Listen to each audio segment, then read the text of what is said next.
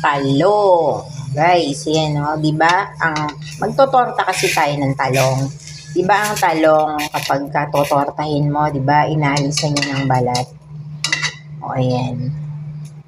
Diba, iniihaw po yan. Ngayon, dito ko lang yan inihaw sa kawali. O, yan. Pwede yan, guys. O, hindi na natin kailangang magparikit ng uling. Ayan, o. Nabubuksan na yung kanyang balat.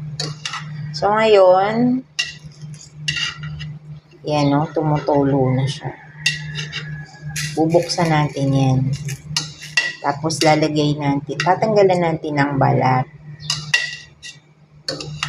Ayan. Pwede niyong tanggalan ng balat yan. Or po pwede naman na yan ay bubuksan natin. Tapos, lalagyan natin ng itlog. Ayan. Yan po, guys. O, diba? Naihaw siya. Kaya huwag niyong problemahin na wala tayong kalang diuling. Hindi na tayo makakapag-ihaw ng talong. Kahit po sa kawali lang, guys, makakapag-ihaw tayo ng talong.